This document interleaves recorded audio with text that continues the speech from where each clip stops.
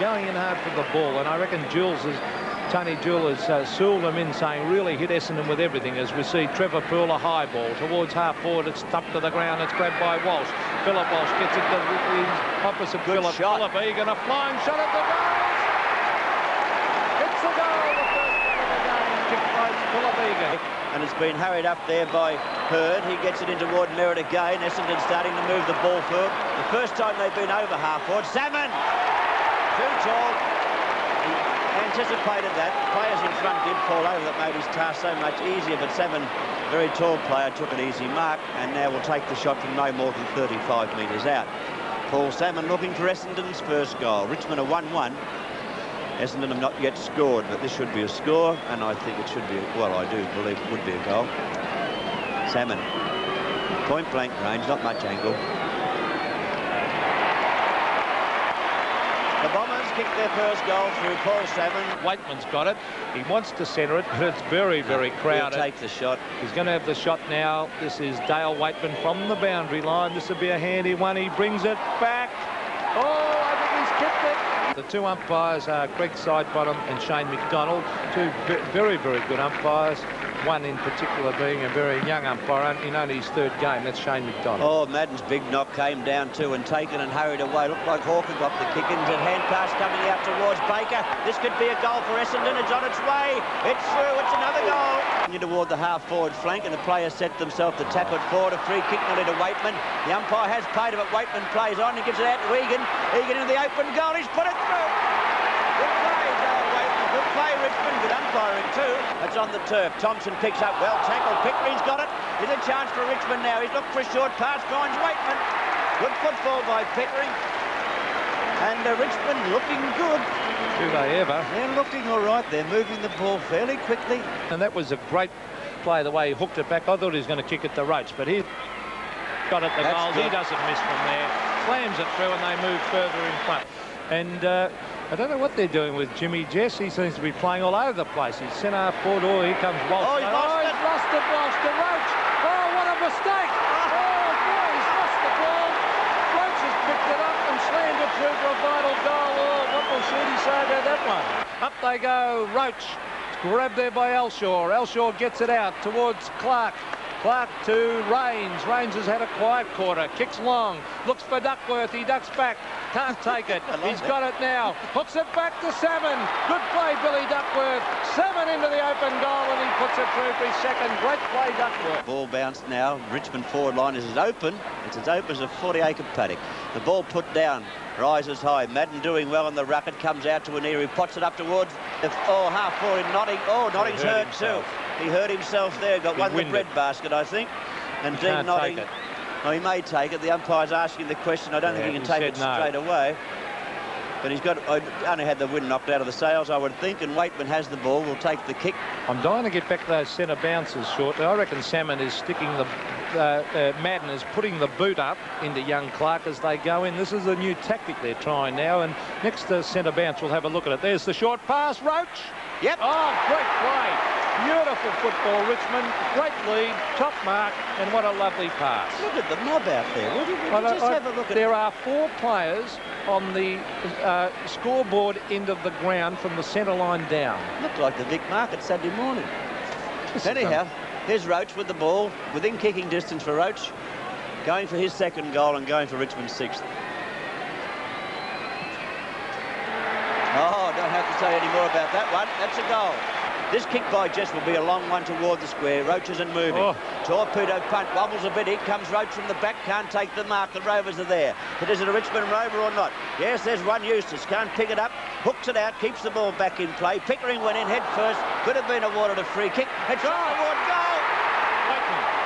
Dale Waitman kicks his third goal. Richter on fire here, to use one of Peter McKenna's expressions. He kicks it up toward the half-back zone, and now a chance for Essendon to go forward. It's Harvey driving the ball into the half-forward zone. Jess sets himself and took the steady mark. Plays on quickly, gave it out to Bauer. He's in more stride than enough.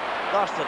Oh, he's got a chance to get it back. Bauer dives in now, gets it out to a teammate in Clark. Elshaw's hand pass opens it up for Big Merritt, who suffers off the ground. And oh, what a great pass. It's found Desard. 7-2 playing 3-1 in Richmond's favour, 44-19. But Ezard's about to change that. He puts another goal through for Essendon. Knocked further afield by Smith. Oh, gee, Clark was grabbed. In they go hard. Beautiful football, Stephen Clark. Gets it across to Shane Hurd. Hurd onto the left foot. A stab pass towards the forward pocket. He's found his teammate in Tone Elshaw, and this could be another goal on the board to the Bombers. Another short one. Loose man in Brian Wood, and Wood marks in the forward pocket. Brian Wood playing his 250th game today for Essendon, or not for Essendon, but his 250th game in league football, and Alan Ezard is playing his 50th game today. So there's two milestones in the players' careers. Wood, veteran in league football, trying to kick Essendon's 5th goal with his first kick. Oh, he's kicked into the man on the mark, or was he over the mark? Yes, 15 metres. He was over the mark. So that brings Wood within, well, he was within distance. That's not a bad 15 either. He's given him here. He's put him not into the square. I'd like to buy real estate off that umpire. Umpire side bottom, as you said, a decent 15, but not good play by Walsh, because that wouldn't have been an easy kick from where he was. He's put it through now. And 44 plays 31 there. Still up there, Essendon, and Richmond have had much the better of the quarter, and yet it's not sort of showing on the scoreboard. There's Baker getting it across to Elshaw. Elshaw on the left foot, setting it up for Salmon. Salmon over the back. There he goes. Out in front of Craig Stewart's got to really pick up down there, because I think Salmon looks like giving him a hiding. There's the quarter-time siren. So this shot by Salmon will be taken after the siren, and could be a 13-goal quarter if he kicks it. Paul Salmon. Oh, I think he's kicked it all right. Salmon kicks his 3rd goal in the first quarter, so they're not a bad quarter. Richmond 7-2, 44. Essendon 6-1, 37 on 7's big league at the MCG. 7-3, 45 to 6-1, 37. You can see that Richmond had a very good first quarter. Walsh going to try and run away from... Ran too far. That was foul, wasn't it? He ran 30 metres at least there, Jack, without bouncing the football. Right, we'll see if Roach can kick his 3rd goal. He has 2 to his credit, and he's only about 30 metres out. Yes, that'll do, they said. Another goal to Roach, kicks his 3rd goal. Richmond looking good again. They had a great first term. Michael Roach has got it, half-forward flank, trying to get in the hand pass into his back.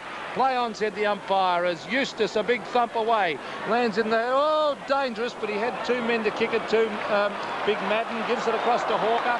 Hawker's running down the ground. That's about his 3rd or 4th bounce. Still going. He'll probably give the hand pass to Phillips. Brenton Phillips, half-forward flank, stab pass to Merritt. Merritt picks up. He's got an open goal. Beautiful football. The Bombers. Merritt stabs. Great play, Essendon. Landy up in front, should have been paid that one. Taken away here by Foles, who goes short into the forward pocket. Clark's a chance. He's going to use a bit of pace. He gets around, he drives toward goal, and he's put it through. Bad defence by Richmond on that occasion, letting Essendon in for a goal.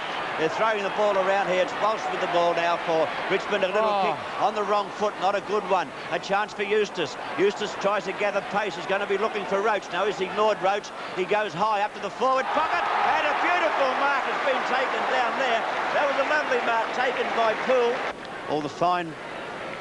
There's a lot of fine football being played today. A lot of the highlights being good marking, good ground play, and good kicking for goal. It hasn't been much in this quarter, though, Jack. No, it was mainly the first quarter. Poole kicks toward goal. He's bent it back. His 6th kick produces a goal, and he thought he'd missed that one for a minute. Over to Smith. This kid's a good player as he kicks it wide. Is that Trevor Poole again? I think it is, yes. Over to Jimmy Jess now. He should run and have a bounce here. He elects instead to go for the long kick. Roach is at the back. He flies. Boyce Hart style. Did the wrong thing, though. He flew against his own full forward. The only thing is, Jack, I don't think Roach could have taken it. He was caught behind. I admit flying against your full forward, but as it turned out, I don't think Roach was going to take the mark. I think Walsh had him covered. Right. Words of wisdom from a full forward himself. Boyce Hart style, that one. No, he's missed it. No, he hasn't. He bent that one back too, so that was your slice. It's on the turf now on the half-forward zone. Socket off by Eustace. Roach can't take the mark. He's out in front of Walsh. Looks for a hand pass downfield to another. Yes, he's found him. Johnny Annear's left foot kick going goalward. That's a goal! Wow, what a time to goal to get one now just prior to the half-time side. Merritt tried to move the ball quickly. He knows the half-time siren's off far away. 7, but the man in front was Stewart. It's Roberts. No, it wasn't. It was Clark with the ball. Hand pass straight out to Harvey, and he's popped it through for an Essendon goal, and my word, that was a handy one too for Essendon, because it's not far from half-time. And at half-time, the difference was 10 points in favour of the Tigers. We'll take a break and we'll be back with some action from the third quarter in just a moment. You're watching Seven's Big League.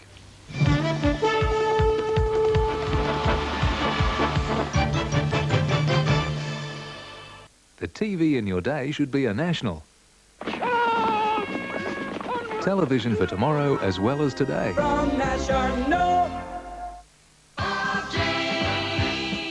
Have a look at these two tyres. This one achieved its maximum possible life. This one became unroadworthy after half its life due to premature wear here.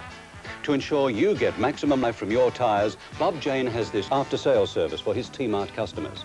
When you buy 2 or more new tyres and have your wheels aligned at your Bob Jane T-Mart, you'll receive at no extra cost this exclusive extended tyre service warranty. These powerful new Hoover suction cleaners make light work of even the heaviest housework. Smashing. That's why Hoover is ahead of the rest. Australia now has a luxury car that challenges the standards of those expensive Europeans. It has lavish appointments, even leather if you wish. It has electronic fuel injection, a 4-speed automatic with overdrive, central locking, cruise control, power-operated windows and external mirrors. Everything you'd expect of a European luxury car, except the price. The new Holden Calais, a world-class luxury car Australia can be proud of. If you're not watching 7 National News, you're only getting half the picture. See all the major sports events with Australia's top commentators, weekends at 6. 7 National News. We give you more than just the score. Welcome back to Seven's Big League and our first replay of the night, the big game from the Melbourne Cricket Ground between Essendon and Richmond. We go back to the match now and we rejoin the play at the 22.5-minute mark of the third quarter. The difference is 9 points in favour of the Tigers. Points the difference. Bounced the ball, Salmon. He made a blue there waiting for it. I think you'd agree too, Jack, with that mark. As we see, here comes Neil Clark. Onto the left foot, he hooks it back looking for Danaher. Up he goes and he takes the mark at centre forward. Now Danaher, Jack, has been kicking, I'm sure you'll agree, very poorly today. He's missed a couple of sitters. Maybe third time he's missed 2 sitters in this quarter. Let's see if the third one can be lucky. There's the drop punt. Oh, gee, it might just get there. It does. It floats in, I think, yes, for a goal, and a badly needed one to the Bombers. So they fight back 15-7, 97 Richmond, Essendon 13-10, 88. 9 points the difference. 22 shots for goal by Richmond, 23 shots to goal by scoring shots, that is, by Essendon. And there's the 9 points the difference, as Peter McKenna told you. On screen, Terry Danaher. He's livened up that forward line a bit. Pete, he moves around a fair bit. I think he'll worry Graham Landy overhead. He's a bit too good in the air, I think, for Landy. Landy had beat him on the ground. Centre bounce, 25 minutes gone. Time on period being played now. And Hawker moves the ball forward for Essendon up towards Harvey on the half-forward zone. Chance for Essendon now. It's tapped over the back by Clark. Big fella picks it up. And Madden's hand pass comes into Harvey. Harvey's caught in possession, holding the ball. Should have been paid. It's on the turf. Picked up by Roberts. He's put it down also. A lot of tackling going on. No free kicks. Burton's hand pass. Dangerous territory. Very dangerous indeed. And Waitman gets Richmond out of trouble. And believe you me, they were in a fair bit. Oh, were they ever? Waitman's handball then was magnificent. Eventually the kick comes down. Oh, young Bauer was given one right. I don't blame you, young Bauer, either. Right across the face he was given one as he went down to the ground there. Jack, you saw it. And the umpire missed it. It was nearly reportable as we see Bauer bring it towards half forward. Over the back, the big fly has been taken. This kid can play. Craig Smith. Going short, though, he should have gone long. Egan's there, couldn't take the mark. Picked up by Eustace in toward the full forward position. And a good mark taken by Walsh. I thought they should have moved the ball quicker down to the forward zone before from the half-forward line. Walsh of Essendon with the ball. He's been caught. The umpire said he's way from where he took the mark, so he has to go back and kick the kick again. 26 minutes have gone. You're watching the third term on Seven's Big League.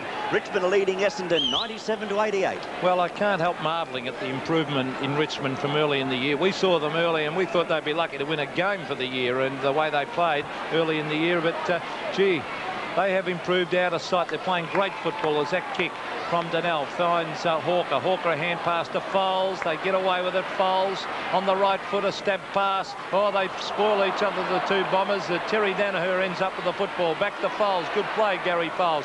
Hooks it back, and there's Madden. Couldn't take it. Chance now for Alan Izzard. He hooks it back over his head. Mark Harvey's there and Jess. Oh, beautiful backing up for Richmond by Landy. Landy out wide to Trevor Poole, who's had a terrific quarter. He ducks around. Cleverly balks. Still runs away from Baker. Picks it up and hooks it back towards the half forward. Donnell and Manton. Manton punches it on. Pickering's there. He's got it. Beautiful play, Pickering. Over to Waitman. Waitman to an ear. He runs in. He straightens up. He fires and he's missed, and that's a bad miss. Well, Dale Waitman should have taken the ball downfield with his pace. He had a paddock in front of him, could have taken it down, drawn Walsh up to him, then hand passed over the top to Roach, but he went for a hand pass to an ear, and it didn't actually work the way they wanted it. 98 playing 88, 10 points in front, the Richmond team, and Jeff Range gets a rather mixed reception from the outer. Hand pass is a good one, taken by Phillips, and Brenton Phillips of Essendon, with no one in pursuit, takes the ball through the wing position up to the half-forward zone, looking for Harvey. Harvey and Chikaski. Good hand pass comes away too. And there's the pass to Simon Madden, who dives and took the mark. And that pass was from Baker, I think it was, that gave that short pass. And Madden's on a very acute angle. He is a left footer, which is not the correct side of the ground to make it easy for him. He's a bit wrong-footed here, but he is a good kick for goal, Simon Madden. So this is a vital kick. This will get them within one kick of the Tigers. Madden stabs at it across the face of goal. Up they go. Stephen Clark flies over the back of the back and has taken a great mark. There's a good mark to little Clark, come right over the top. I thought the Richmond defence was a bit asleep there. They could have thumped that ball through instead of trying. There was a push out there too against one of the Richmond defenders into the back of Danaher, but the umpire didn't see it. Clark having his 8th kick and shooting for this goal here, he should be rewarded with his 4th goal. He's kicked 3. He puts it on its way, didn't leave it short either, put it right through the centre. So Essendon just prior to three-quarter time, after Clark kicks his 4th goal, Essendon once again within 4 points of Richmond. Richmond through the agency of good kicking for goal, 15-8-98. Essendon 14-10-94 on 7's big lead.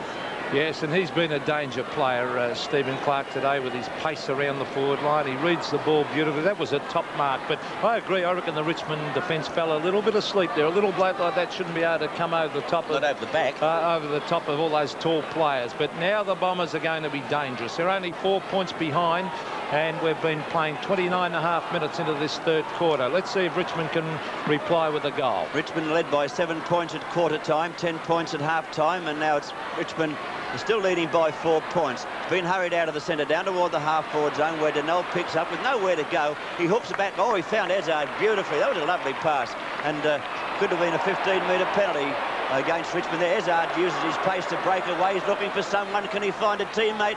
Stewart got the ball down to the turf. There's a chance now for Hawker. Took his eye off it, I thought, and now the ball will be taken away by Eustace. That was a golden opportunity for Essendon.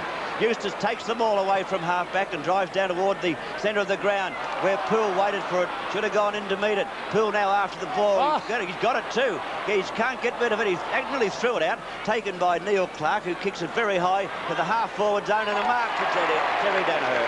I said that 5 minutes ago. I don't think that's a good move, Landy on Danaher. I think Danaher will kill him in the air. He's far too strong overhead. 6 kicks this quarter, Danaher, and he's been playing down there on Landy.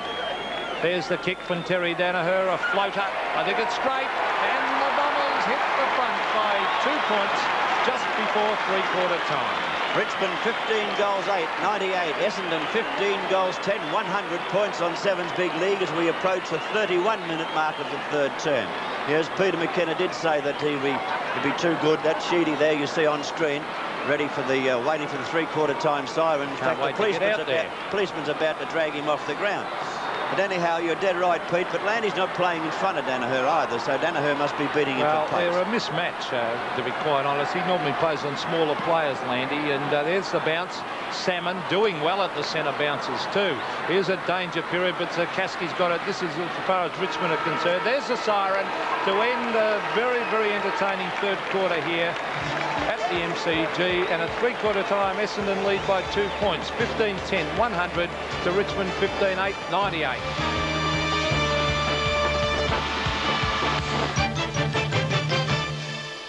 You can remove and clean the Hoover Apollo Dryer's filter without opening the machine. You can't on our main competition. That's why Hoover is ahead of the rest. Now, is that necessary? Here comes Holden Verena. Verena, get you anywhere you want to go. Verena. car that will go, go, go. It was like a dream. It's gonna set the scene. Take you for a ride. It's a feature-packed machine. Marina, that's right. You wanna know? Marina, it's a car that will go, go, go. Marina, Marina. Holden Barina gives you more run for your money. It just keeps on getting cleverer and cleverer. It's the genius microwave. No matter how you plan to spend your retirement, one thing you're going to want is security. And that's exactly what Westpac's Club 55 offers. An investment package that gives you a high rate of interest paid monthly. Free advice on anything to do with your retirement or your money. Excellent travel benefits. And free access to all the advantages of our national electronic banking system. Most of all, it gives you a secure start to the rest of your life. Club 55 from Westpac, the bank. And welcome back to Seven's Big League. Well, a big crowd at the MCG certainly appreciating some great action between the two sides. Richmond earlier in the day seemed to have the Bombers' measure, but of course Essendon coming back after two successive defeats at the hands of Carlton and then Hawthorn last week were very keen to put the pressure right on. Salmon was thrown into the ruck and there was only a couple of points in it at the final change. So let's go back to the MCG now and their commentators once again, Peter McKenna and Jack Edwards. Seven's Big League from the Melbourne Cricket Ground. Richmond 15-8-98. Essendon 15-10-100. Who'll take it out, the young Tiger side or the more experienced Essendon team? Only time will tell us that. At the centre bounce, not Brenton Phillips nearly got a kick away there. Picked up and hurried down the field by Hurd, and the mark taken well out in front by Terry Danaher. Well, they have moved Manton on him, Peter. I don't think that will improve him too much. It would be too quick for Manton. Yes, well, they had to move Landy because he couldn't compete with Danaher in the air in that third quarter. Danaher really took over down there at full forward. Landy was too short for him, and Terry Danaher, a vital player, never gives in. Let's see what he can do this one. The Essendon skipper, he's kicked two, and this one floats again, and maybe just offline, I think. Yes, and through for a point. So the Richmond supporters will breathe a sigh of relief there. 15-8-98.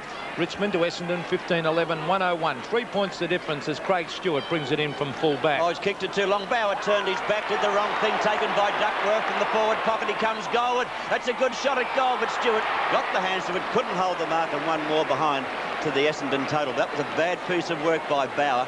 He turned his back on the ball. I don't know why he did that, but the kick really was too long from Stewart, so I don't suppose we can put all the blame on young Bauer. Stewart will kick in once again, be looking for Pickering, who's moved into position out there, but he won't get to the flight of the ball. It's on the turf, a chance for Wood to give it out to Foulds. Foulds plays on now. He goes goalward also. A bit of pressure there for Stewart, tries to get it away, and it's thumped through once again, so the Richmond defenders under a fair amount of pressure. I'll say they are, and well, there was a free kick there out in that half-forward flank, but the umpire paid the advantage rule. 98 plays 103, 5 points the difference. Manton, short one to Walsh, who marks in the back pocket. Walsh will come up the middle now, up toward the flank. Gee, Pickering's a long way down the ground. Well, that's the way he plays. He runs in a figure-8, Pickering. He runs all over the ground and covers tremendous territory. Eustace got one hand to it. Not a good mark, too. It's on the turf now with Neil Clark. His hand pass is good, taken by Rains. He kicks high. Jess is under the ball, tried to keep Merritt out, but Merritt got the hand to it. Could have been a free kick. Ezard didn't get a chance to use his pace there. He went down under the weight of the Richmond Guernsey. Been taken by Big Madden. He pops it on its way. It floats around toward Danaher, but it's forced through for yet another behind to Essendon. In this term, they've moved from 15-10 to 15-14. They have now a lead of 6 points over Richmond. Manton from full back, looking for Clark. Couldn't take the mark. This is Phillips, Brenton Phillips over the big fish. Salmon, a flying pot shot at the goals and uncontested because Stewart fell over. Now, Simon Madden, you would be the greatest optimist in the world because you'll be brought right round on the angle. Oh dear. He's on in fact, the umpire's been very, very kind to him. He should be round further than that in my book. He should be nearly on the boundary line. If you take the centre of the goals to where he took the mark, he should be nearly on the boundary line. So that he has really conned the umpire a little bit. Madden puts it on its way. He's put it through the centre. It's Essendon now leading Richmond on Seven's big lead by 2 goals. 15 goals, 98 to 16-14, 1-1-0. Yes, and that will take a lot of getting back by the young Richmond side because, well, Essendon are starting to slip into gear a little bit now. After a very disappointing first half, they played a good third quarter. They missed a couple of sitters of goals. Terry Danaher in particular missed 2. They need Madden taking marks. They need Merritt taking marks. Danaher in the third quarter started to take his. And, well, let's see if Richmond can come back because they're certainly starting to fade a little bit. They've got to get one from here. They must take the ball forward and get a goal from here to get themselves back in the game. Clark got up high, beaten by Salmon. It's on the turf. Waitman was being held. He will take the free kick. Dale Waitman looking for a hand pass. He can't find anyone to kick to. He does eventually get a kick up toward Egan. He's spoiled. It's on the turf again. Socket off the ground. And a good two up toward Landy, who's been up to the half-forward flank. He tapped it back for Walsh, who came through the pack. Did he get hit? And he'll take a free kick. So Philip Walsh will take this free kick on the half-forward flank. He'll be looking for Roach, who's taken block up in the goal square. It's Walsh's 11th kick. He puts it up high, hopeful that Roach can get to it, but Roach was getting too far back, and the mark has been taken, and the relief comes away for Essendon down towards Ezard. Not enough desperation up there for Richmond then. They all stood back and let 3 Essendon players fight for the ball. Lanier's been a great player. Over to Eustace. Eustace runs around cleverly, lines up the goals. Fires. Is it coming back? No, it's only 1 point. And they need goals badly, Richmond. There is Mark Eustace. Started off like a train in the first quarter and then faded from the game. 15-9-99 Richmond, Essendon 16-14, a total of 110. Donnell plays on from full back, goes out toward Walsh, who takes the mark on the half-back flank area. He'll be looking downfield for Harvey. No, he's gone for a hand pass. I thought he would have had a kick and got rid of it downfield. Well, that could have been a trip, I thought, to Smith, but the umpire calls play on. Taken by Fold, who gets the ball moving down to Harvey now. Harvey's on the wing position on the outer side, looking for someone to lead. He kicks toward Danaher, who's got out to the forward pocket position, but the ball thumped away by Manton and finds the boundary line on the outer side of the ground. 15-9-99 is the Richmond total. Essendon 16-14, 110. Well, it's been a good move, I think, by Tony Jewell. I think a little bit late, though, moving Manton, who's the same size, of course, probably a bit bigger, in fact, than Danaher, because Wouldn't Landy... be as quick, though, would he? No, but you need someone who can compete in the air, and Landy certainly couldn't do that, as we see back here with Baker on the left foot, a high one. Oh, Egan. Over the back was Egan, couldn't take it. Here's Terry Danaher again. He's got it. He's going for the little chip pass to the pocket, and he's found the man there in Brenton Phillips. Richmond look a little bit bedraggled down there in defence now, Pete. They're getting the ball taken away from them very easily. They've put up a great fight. Not to say they've beaten it. Look at this one. Oh, they chipped in, though. That could have been a free kick to Michael Roberts. The umpire didn't. That should be a free kick to Roberts, but he still hasn't paid it. So it's out of bounds now. It could have been 2 free kicks paid to Roberts, I thought. Yes, so he certainly could have got one for in the back there. The umpires normally pay that. Forward pocket difference at the moment is, what's that, 11 points the difference in favour of the Bombers. There's Simon Madden trying to hook it over the top. Players going in after it hard. Kicked off the ground by Craig Stewart. Right out towards the half-back line. Coming through is Eustace. Mark Eustace playing against his old club. Right out wide towards Michael Roach. What's he doing out there? As we see Paul Salmon get it back to Duckworth. Caught with the ball, heading for the boundary line was Billy Duckworth on centre wing. Now, I wonder if Roach has been moved from... Yes, he's been moved into the ruck, and young Simon Clark has been moved to full forward.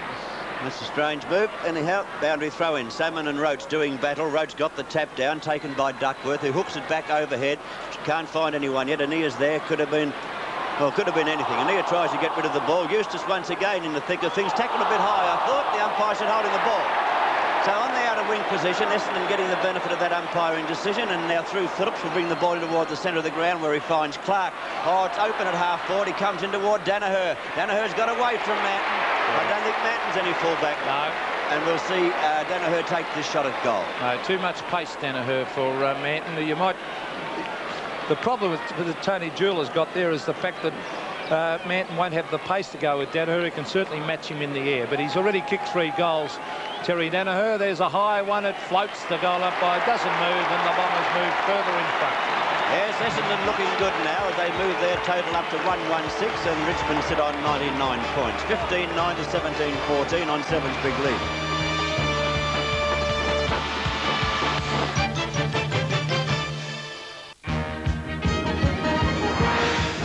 Here are tonight's Tats 2 results, just drawn under government supervision.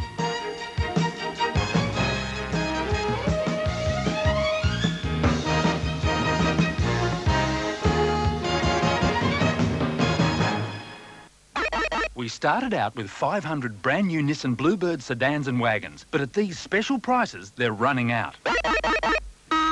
Bluebird GL 4-speed manual sedan with free air conditioning, just $10,990. Also Bluebird wagon from just $10,990. Bluebird GL sedan or wagon from only $10,990 from participating Nissan dealers, but only until they run out. If you're into footy, get into your Tats outlet for a fantastic poster of your favourite VFL team. They're only $1.75. Mine looks good right here. Only $1.75. Only at your participating Tats outlet now. Abracadabra, transform your lifestyle from this to this. Visit the Big Tour Caravan and Camping Show at the exhibition buildings. You'll see fancy tricks like these camper trailers or sensational pop-ups. Not to mention the magic range of relocatable homes. Of course, there are all sorts of tents, and kids, there's a Transformer toy to be given away every hour. Transform your lifestyle at this magic show, the Caravan and Camping Show. On now at the exhibition buildings. When it's time to stop for that rewarding break, don't just have a snack, have a picnic. Cadbury Picnic. Crisp wafer, soft creamy caramel, tasty rice crisps, crunchy peanuts. It's the delicious combination that lets you have a picnic anywhere.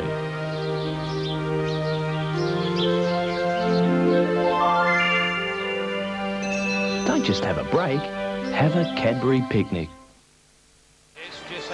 At the MCG, we're at the 10-minute mark of the final quarter. Essendon by 17 points. Do they ever? As they've really slowed to a walk as Essendon have picked up their game. Burton towards the centre of the ground where Trevor Poole, who was brilliant in the third quarter for Richmond, takes the mark. He wants the handball. He should kick it long. Now he does. He kicks it towards the half-forward line. He's got a man there in Landy who copped one from Phillips. Landy takes the mark, though, on centre wing. Is it 15 metres? Yes, it is, said the umpire, but Landy swings onto the left foot. He kicks it long and low. Up towards Pickering. It's a one-handed mark. No, said the umpire. Could have been to Brian Wood. But the umpire Shane McDonald, said the ball hit the deck. 35 metres out from the Richmond goal, with the score sitting on 99 to 116. Essendon leading by 17 points, 10.5 minutes into the final term. Every chance of a Richmond score from here if the Rovers can get hold of it. Big Clark tries to get it out. Here's a chance for Eustace. He's hooked it too high. Not too high, but there's no one home at all for Richmond in the goal square. And Walsh takes the easy mark. Hand passes over to Donnell. Now, Donnell hasn't anyone to kick to, so he's going to try and run it out himself. He takes it right down the half-back flank and then kicks in the general direction of the wing position and bounced it just inside the boundary line. So very well played. No, he didn't. He went out on the full. I thought he judged it perfectly. Young Bauer, Brendan Bauer, kicks to Zakaski, who marks on centre wing. They've really got, I think they've got to get Roach back to full forward. The ball's been kicked down there a couple of times and no one there to take a mark. Now Pickering, who's been an excellent player for Richmond, takes this one in front of Brian Wood.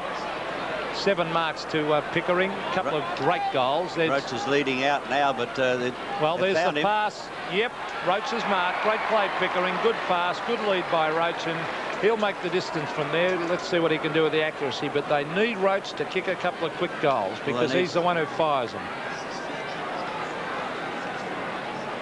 Right, he's having his 5th kick. He got 4 goals with his first 4, so he's been a little bit quiet since then. So Roach trying for his 5th goal. Indeed, it'd be an understatement to say Richmond need one. They're trailing by 17 points. Roach puts it on its way now. Off the boot, it's going to drop it. No, it's going to carry. It's a goal, I think. It's a goal. The goal kicked by Michael Roach. He kicks his 5th goal.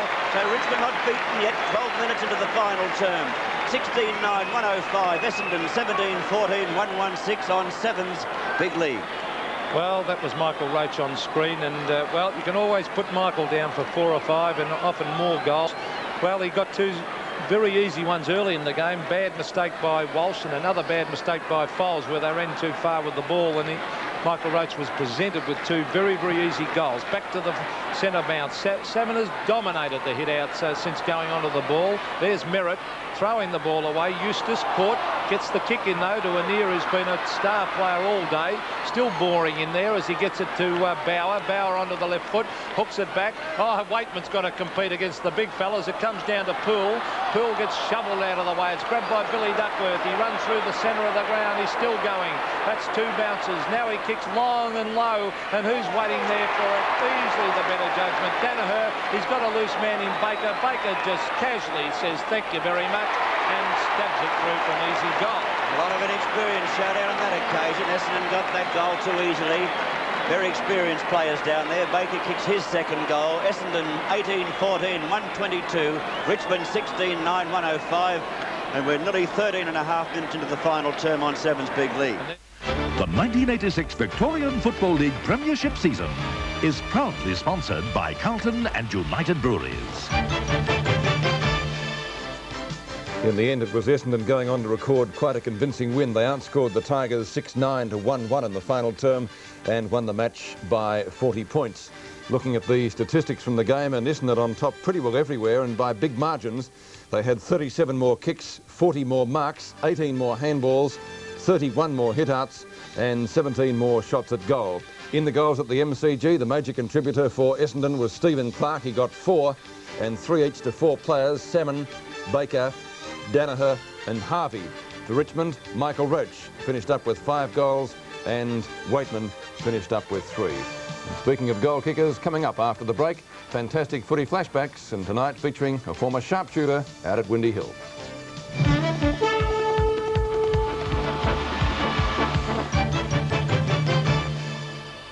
When it comes to your insurance, there's a name you need to know.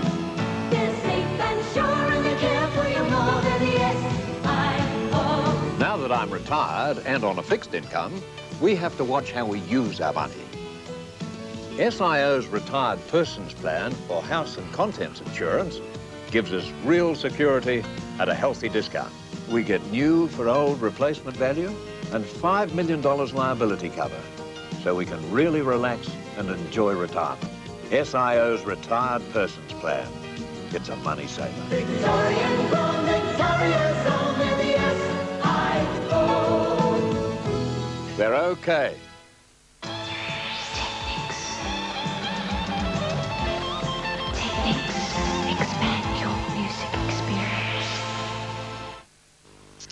Not many people know budgies are really at home in the bush. They get a natural balanced diet and they live a long time. When we bring them into our homes, we risk cutting short their lives. Without natural food, one of the biggest killers of pet budgies is goiter, brought on by iodine deficiency. Trill with iodine T9 granules is the answer. Trill is a balanced blend of selected seeds. A daily diet of Trill gives pet budgies the nourishment and vital iodine they need. Trill protects the health of your budgie.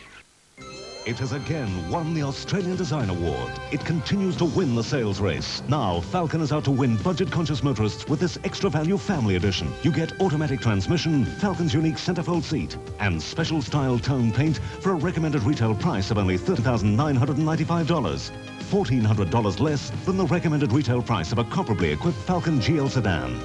For full details of these special limited edition Falcon models, see your Ford dealer fast. Throughout the year, decisions will be made in this building that will greatly affect your life. The amount of taxes you pay, the number of police in the force, your health and safety at work. That's why Dan Webb, with 30 years' experience, covers Parliament so thoroughly, because what happens in your house could depend on what happens in this house. Mal Walden and the team with 7 national news. More complete, more concise, more meaningful. The more you watch, the more you'll know. On Seven's Big League, time to check the leading goal kickers after the 7th round of matches. On top still is Michael Roach. He got a further 5 today for a season's tally of 35. Warwick Kappa, although well held by Chris Langford, still finished up with 4 goals and 33. Simon Beasley, 6 today for 27. Bernie Quinlan, only 1 for 23. And Tony Lockett and Brian Taylor, both on 21 goals with tallies today of 2 and 3 respectively. And time now for our regular feature at this time every Saturday night, Fantastic Footy Flashbacks. Tonight featuring a sharpshooter from Windy Hill. To introduce him, Sandy Roberts. Thank you, Peter, and welcome once again to NEC Fantastic Footy Flashbacks. You know, it's not often that we receive a letter from the entire class of a primary school. requesting one player, but that's the case this week. The letter comes from the Pascoe Vale South Primary School, and it reads, we're grade 6 from Pascoe Vale. We have a teacher, Alan Noonan, and we heard that he used to play football for Essendon. We know that he was very good, but we've never seen him play. Could we please have a look at Lurch in Fantastic Footy Flashbacks? So particularly for the kids of grade 6 of Pascoe Vale South, here is Lurch Noonan in action. Anyhow, Egan gets the lead over here, puts it up towards Teddy Fordham. He can't mark the ball. Noonan's there, swings it onto his left foot. I'll tell you what, he kicked this into him. Shaw playing on, looking for Noonan, and Noonan has marked about 20 yards, 25 yards out from goal. A good, and now a nice pass over to Noonan off the foot of Shaw, and Noonan lines up for a goal. Will it be a goal or a point? It's a goal. Grabbed by Ian Payne. Kick back here to Alan Noonan. What a grand player this fellow is. He lines that up, and look at this whack right through the centre. Fordham up the ball, has the ball punched away by Irwin into a forward pocket. Noonan picks up and snaps. And Noonan has goal. It's a goal. Near him, a hurried kick and a left footer, a good one too, up towards the full forward position. Here comes Noonan, onto the left foot, picks up and snaps. He screwed it well. It's a lovely shot for goal. Somerville tries one to Gross. Gross has a look, kicks it further downfield. Anderson, Potter in front. Anderson still there. He gets it across well to Noonan. Noonan's well shepherded. Noonan shoots one. A quick snap at the big ones. He's put it through. Kick. It's right down in the square. Touch. Clayman's the call. Kick through by Noonan. Or wins the ball anyhow from the knock. Noonan at the back flies, and Noonan's marked. I'll play Noonan. Yes. A disputed. The shot for a goal about 35 yards out, directly in front. Lining it up. Drop punt kick. Looks good from here. The result, 1 goal. The breeze behind him though, Frank. Every chance, I'd say. It's a punt kick covering plenty of distance, but it'll fall short. Kicked off the ground by Noonan. Goal. Dummies around onto a right foot. He kicks high up toward Alan Noonan. Noonan marked. It's Alan Noonan, only 35 yards out from goal. Every chance to bring them up square. Can Noonan kick the goal? That's the one the Essendon people want to know. He's already kicked 3. He kicked 2 off the ground, but he got goals. That's all that counts. And Noonan with 3 on the board, trying for his 4th goal. 8.5 minutes into the final quarter. Alan Noonan comes in, using a drop punt once again. It's a goal! 36 Essendon players. Oh, look at that, over to Noonan by Fraser. He shoots a long one in it going, and it's through again. Miss it, Fraser tries a wild shot in. Silvani gets one. Now drives in forward, the players come in to meet it, up they go. Almost pulled in by Close. In there is Noonan. Noonan is shepherded. Farman doing well there from Geelong. He's battling on all the time. It's passed back through the pack. A chance here for Close once again. Close picks up a long hand pass by Close. Here's a go. It's Noonan. Brushes aside his opponent to left footer. Put it through. Alan Noonan in action for the Bombers. Of course, he also played with the Tigers for a short while, but mainly with Essendon from 1966 to 1976. 420 goals he kicked over a period of 182 league games with the Bombers, and a short stint in 77 with the Tigers, playing in 10 games and kicking 14 goals. So particularly for the kids of Pascoe Vale South, there we have Alan Noonan in action. Alan, incidentally, is a school teacher and is a regular blood donor, which is great to hear.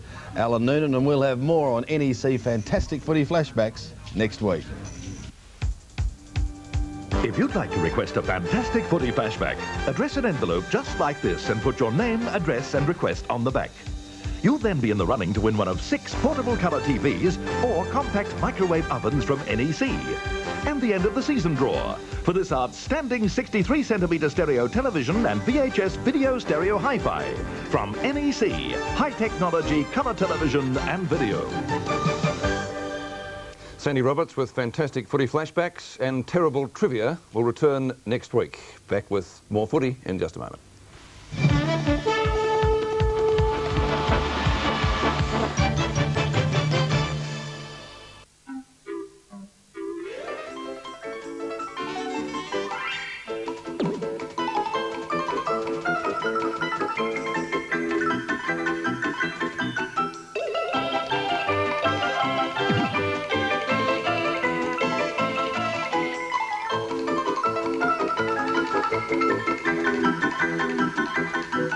Hey, wait! That's only half of national spreads around the house. Oh, well, I'll show you the rest another time.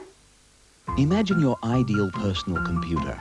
Small, packed with easy-to-use high technology, with an advanced new diskette. a professional typewriter keyboard, and plenty of easy-to-use software for the office and classroom. The ideal price? Good news. The new IBM JX workstation is the most affordable IBM personal computer ever. Now at your authorized IBM dealer. Receive up to $1,100 cash rebate on IBM personal computers. Better hurry to your authorized IBM dealer. You're not the only one after a good deal. If a fruitcake slices like this, you know it's moist and made from the freshest natural ingredients, like the Big Sister prize recipe fruitcakes. And to keep them that way, Big Sister added another important ingredient, the pack. It seals in the flavour and the freshness so the cake stays moister longer. I guarantee you won't find a fresher, moister fruitcake than the Big Sister prize recipe. Come on. Who can resist a Big Sister?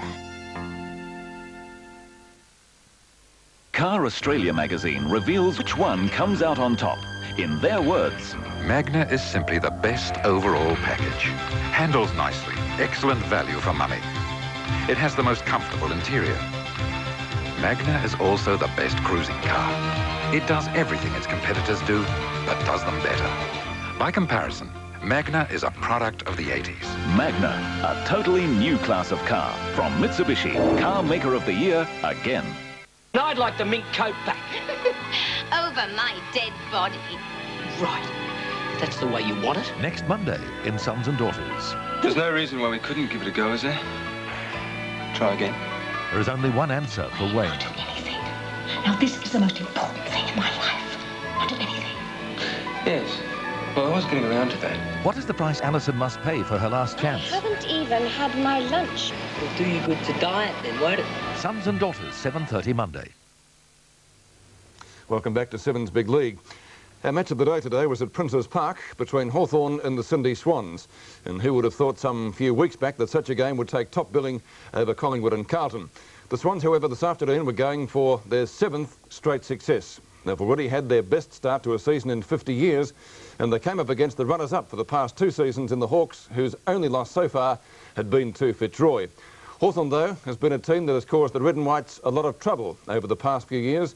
They've won their last 9 against them, while in addition, the Swans have lost their last 31 games at Princes Park, 20 against Carlton, 2 against Fitzroy, and the remainder against the Hawks. Quite a hoodoo. In fact, it goes right back to 1965. Last week, both teams put in their best performance for the year. Hawthorn finally turning the tables on the Bombers, and the Swans having possibly their best win since moving to Sydney by beating Carlton. Tonight, we pick up our replay with some highlights of the first half, and with me in the commentary box is Lou Richards. Mitchell, great little player this year for the Swans. Knocked away by Lester Smith. Stevie Wright gets the hand pass out. Tony Morwood, first goal coming up. No doubt about that. The Swans lead by 6. Abbott. Do most of the ruck work, I would imagine, with Deere still on the sidelines for Hawthorn. Here's another goal for the Swans coming up. Dannon has put this one through. The Swans looking good. DP Domenico and Bolton. It's a real scramble out there. Finally, it's knocked out by Byrne onto Buckenara from Loveridge. Buckenara shot against Essendon, and that's a great goal. Hawthorn's first. It took them 10.5 minutes. Hand pass comes out to Loveridge again. He's got it on the wall. It's not the longest kick in Hawthorn's side. Down towards Buckenara. Can he make it 2? He'll have to hook this one around. He might have done that. It's going closer to goal. And a good pass too, and Paul Morwood's got it round about the centre-half forward position. They've got him well covered, trying to give a hand pass there. Now he's found somebody. Got under that one. Morwood clears. This could be a goal. And that is a goal. No doubt about that one. Robertson's the one coming out. He's doing most of the good work around the pack so far. Over to Swab. Back to Wallace. Back it goes to Platt, but he was a bad hand pass. A fumble that time by Bays. Out it goes to DP Domenico. A long shot towards the goals. This could be good. It is. Good play on the part of Hawthorn and also DP Domenico. To centre field. Abbott tries to get the ball back to a teammate. Williams is in there first. Well, fires out a hand pass. How did he do that after Healy? Healy from left centre wing. Long kick up towards Kappa. Looking for a free kick and Academy Award performance there. Little Mitchell goes in and gets the ball. Like the style of this fellow. Morwood, great mark in front of goal. Will goal from there. Bit of bad luck that time because Tuck did slip. But it was good play on the part of Mitchell. As you say, Pete, we very rarely see him play a bad game. 8 possessions for Morwood so far. He is killing them, and he's got a chance to bring up his 3rd goal for the first quarter. That's not bad. He's done it. That's a goal. And so the Swans really doing it well so far. Morwood 3rd. Mark, the judge, couldn't hold the ball. DiPiero Menigo snatched that one away from Morwood. A hand pass to Platt. This looked dangerous. Little fella fires them. It's a goal. So scores a dead level again. And Platt's really firing today. Platten 5 kicks in the opening term. Looks for Buckenara, but it's knocked away by Tui. Williams gets another hand pass, trying to find that player. Byrne having a run on the ball and seemingly enjoying it. DP to Domenico for goal number 2 if he's accurate. Not a bad shot. Was it touched? I don't think so. It's a goal. Rod Carter will bring the ball back into play. And Hawthorn have started this quarter off the second full of running as the ball goes. That's a long kick by Carter. Picked up here now by Maud, who kicked 3 goals in the first quarter. Whitman smothers that. Picked up now by Healy. A hand pass coming back there to Mitchell. A dangerous player. This looks good. Fires at the goals. Up it goes there towards the full forward position. Kappa could get this through. Goal. A goal. First kick to Kappa. 1 goal. Well, back into play again. Byrne and Ironmonger. Well, I reckon Ironmonger got that down, but Platt scouting out pretty well. Picks it up. He's played a great first quarter. And a great mark to Lester Smith. I think he tried to play on foolishly. He's going to play the mark. He didn't play on. He's down there at centre-half forward. Then we see Dunstall making him leave, but he's pretty well covered by Dursma. It's into the goal square now. The pack set themselves. They all fly. Punched out now towards Loveridge. Comes out of the pack. A snap at goal. And he's put it through. He was a solid defender without being spectacular. Coleman and Brereton, neither got a hand on the ball. It's Danaher looking for Williams or Kappa. No, they're both there. This looks dangerous for Hawthorn. Williams, brilliant hand pass. Goal number 2 to Kappa. 6 points the difference. 10.5 minutes into the second quarter. The sun tries to come out. Ironmonger didn't get an effective hand pass out. Byrne and DP Domenico. The matter over the top to Kennedy and turn to Buckenara. Clever knock on. Lester Smith from half forward. He's a long kick. This fellow, the accuracy is still needed. Has he got it? Or wait on the goal umpire. It's a goal. 11.25 minutes gone, 12 points the difference. Ball at the centre field now. Loveridge tried to get a kick pushed away that time by Healy, but there's Brereton playing at centre-half, back over to Swab. The ball back towards centre-half forward. Beautiful play on the part of Carroll. Tuck in front. Oh, that's a great mark taken there by Maud. He's already kicked 3 goals. There's another one coming up for sure. That's 4 goals to Maud. The Swans won't give in. At the back is Ironmonger. Abbott, Robertson. Buckenara, Wallace on left centre wing has had the better of Williams. A great duel between those 2 class players. DP Domenico, one of Hawthorn's best. He loves a running goal, but he's not having a shot this time. He's gone for a pass to Kennedy. Actually, I thought he probably could have almost kicked that birdie. I think Kennedy's in a better position now. Well, I dispute that, though, because Kennedy's on more of an angle. He might be a little closer, certainly. John Kennedy back into the Hawthorn side today after missing a couple of games through a hamstring. Has kicked 2 points so far from 4 kicks and 2 marks and 4 handballs. John Kennedy, wait on the goal umpire in the crowd. That looks okay, though. Right, takes the hand pass. This guy is full of guts and determination. You wouldn't have to motivate him too much. Morwood, has he got it? He has. He's already kicked 4 goals, and he can kick it from there too. He'll be about 45 metres out. Decides to go for a short pass. And that's effective. Paul Hawke marks in front of Whitman. Hawke for goal number 1 and goal number 8 for the Sydney Swans. And that looks pretty good from here. He hasn't missed that one. No, sir. Hawke's first goal. Ironmonger and Abbott. I think Abbott actually got that one down to DP Domenico. Certainly one of Hawthorn's best today. He'd been their first couple for mine. And Dunstall takes the mark in front of Dursma. I said Dunstall was an accurate kick for goal before, but he kicked a shocker. Now he's a little bit closer in this time, but the angle is more severe. Let's see what he can do with this one. Our cameras are right behind it. They're in a better position than we are, so we'll watch it. Dunstall for goal number 1. Within kicking distance, we'll wait on the accuracy. I don't think so on this occasion. Well off target. Judge a mark. It was a great mark, Peter, in front of the pack. It was a good mark. The judge is almost on the boundary line, Lou. Will he run around? I reckon he'd be mad if he does it. He's telling the guy to get around straight on. Good defence by the Swans here because Danaher and Roberts are standing pretty close in. He's only got to run a yard around like he did then. He's got it, I think. Waiting the goal umpire, it's a goal. So judges first for Hawthorn, a quick reply. 9-13, 67 to 8-4, 52. Loveridge over to Whitman. Out there at centre half back. Gets around Bolton okay. Now it was Witzel, I should say. They all missed that one. Back it comes now to Wallace. A hand pass out wide. Russo back to Swab at half forward. A left footer up there towards Duncan in front. He's got the mark. And now he's well within kick. Just only about 20 metres out in front. Directly in front just about. If he's got a big chance to kick a goal, he hasn't kicked one yet. One behind. 3 kicks, 3 marks, and as you said, 1 behind. His stats so far. He's been off target, but Pete said, and I go along with him, he's usually a pretty good kick for goal. Let's see what he can do with this one. That's a goal. There's no doubt about that.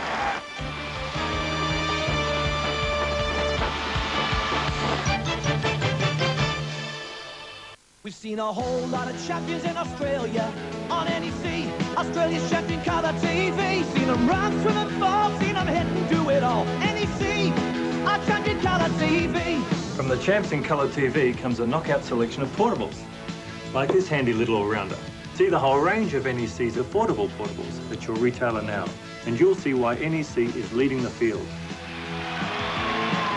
NEC, our champion colour TV. Hi, Wally. Yeah. Here are some more southern tourists. Okay, Frank, just prop them up in the sun for a couple of minutes. Pity about the weather down there, you know. Right now, Queensland has perfect weather.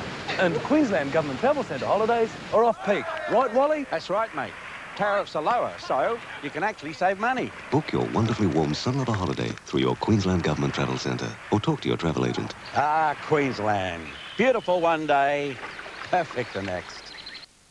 It has again won the Australian Design Award. It continues to win the sales race. Now, Falcon is out to win budget-conscious motorists with this extra value family edition. You get automatic transmission, Falcon's unique centerfold seat, and special style tone paint for a recommended retail price of only $13,995. $1,400 less than the recommended retail price of a comparably equipped Falcon GL sedan. For full details of these special limited edition Falcon models, see your Ford dealer fast. While some small business operators waste the day waiting for appointments, others have found a way to make the most of their time. Get on the phone and get on with business. From the producers of A Country Practice, an Australian family saga, Land of Hope. An epic that begins with a forbidden alliance that will last a lifetime and a dream of equality and justice that will burn in the hearts and minds of 4 generations. Through the story of the Quins, we see the stormy development of the labour movement and the most dramatic and violent moments in Australia's history. A magnificent Australian cast in an epic of courage, passion and endurance. Singapore Airlines proudly present Land of Hope, commencing Sunday, the 18th of May. And so Hawthorn led by 14 points at half-time, a very good standard of game in view of the slippery conditions at Princes Park this afternoon. We rejoin the game now with Hawthorn leading by 13 points at the 15.5 minutes mark of the third quarter. Still the Hawks, as I said, yet to score a goal in this quarter. Good mark taken by Robertson. They're breaking down across the half-forward line at the moment, Hawthorn, but here's a 15-minute penalty. Not many of them applied today, perhaps surprisingly. Towards centre wing. Away by Holden, tries to find Stevie Wright, he doesn't let him down. Long hand pass, good block by Lester Smith, trying to get it out to Flatten, socket away by Bolton. Robertson takes the mark, not 10 metres, so a play on call from the umpire. Out to Russo from right half forward, gets it out to Kennedy, be a free kick or a mark, whatever you like. John Kennedy has a wrestle between Tui and DP Domenico in the meantime. In that, socket away by Russo again up towards Judge. Judge has gone for a pass, a backward one at that, but it's taken by Loveridge. Loveridge from 25 metres out, shoots and has put it through for a goal. Hawthorn's first of the quarter, a badly needed one. It took them 16 minutes to get it. 11-17, 83 to 9-9, 63. He's been a pretty handy player today, Loveridge. He wants him to come out to the Judge. Cool thing, it was a bad pass, actually. He went away from the goal, but that was beautifully anticipated by the Hawthorn over Loveridge, and a great running shot for the goal. That's his second. Loveridge 2, DP Domenico 2, and Macanara 2, the major goal kickers for Hawthorn. Sevens big league, once again, 20 points the difference from Princes Park as we approach the 16.5-minute mark at the third term. Nobody can get a decisive tap out. Hawke shoots out the hand pass, trying to find Bolton or Tui. Tui finally picks it up and well tackled. Picked up by Lester Smith. He was dispossessed quickly. Loveridge, a high and quick kick out towards Brereton, who takes the mark in front of Dennis Carey. Well, they've got him down there in centre-half forward again. They had to shift him in that first quarter, after the first quarter, because Carroll gave him a nice path. Goes for a short pass. And the ball marked here by Buckenham. He's playing a good quarter. But full marks to Brereton. He bounced back in the second quarter at centre-half back and did a great job down there. 9 kicks, 5 handballs and 3 marks to Gary Buckenham. Buckenham going for goal number 3 from about 35 to 40 metres out on a bit of an angle, but could easily kick this one. There she is on its way, but he's up target and it's through for 1 point. So they moved 11 goals, 1884 to the Sydney Swans, 9 goals, 963. Waiting now for the ball to come back into play by Roberts. Out there looking there for Dersman from the back. He flies high. That's a great strong mark by Dersman at half back. Be a 15-metre penalty it is. Against Buckenham. He'll get another one if he's not careful. He has. So the kick by Dersman across to centre-half forward. In front there was Adam. He has done a bad job considering, has he, really? No, for a novice. Hand pass. Russo. Back it goes to Whitman. I like that boy. I'll tell you now. There's a chance for Brereton, but he fumbled, kicked it off the ground, but a big chance now for Dunstan to get a goal here. He runs to an open one. You can put out your glass. It's another goal. It was good play by Brereton now, Lou. Yep, good play. 12 goals, 18-90. Hawthorn to the Sydney Swans looking bad now. 9 goals, 963. It was a fumble, as you'll see here in the replay. Quick thinking, Pete. He kicked it off the ground. Didn't hesitate. This gave Dunstan a chance he needed. Not a Swan player within a mile and kicked an easy goal. 2 goals to Dunstan now. Buckenham, Deepy, Medico and Loveridge have also kicked 2 for Hawthorn.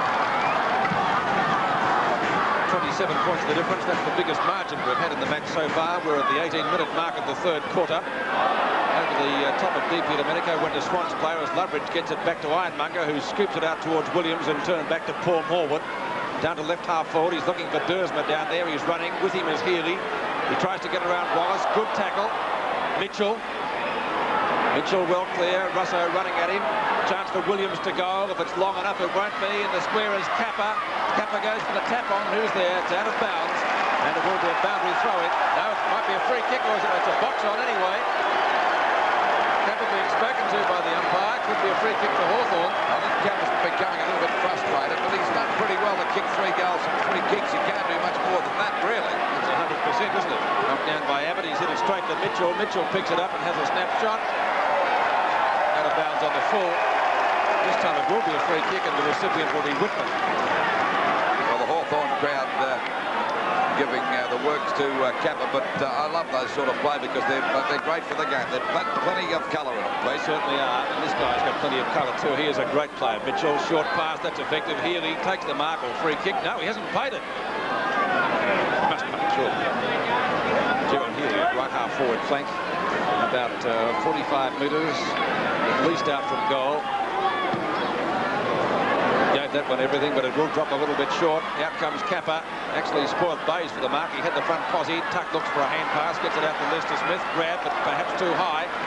Still gets rid of it. Danaher should get there first for the Swans. Deepy to Medico right on his hammer. Bertie wins out. Russo from right half-back flank. Not a good kick. It's a wobbly punt. Might be out of bounds on the full. It is easily. And the free kick will go to Ian Roberts. Roberts on centre wing. Bays can't take the mark. Hawke back to Bays.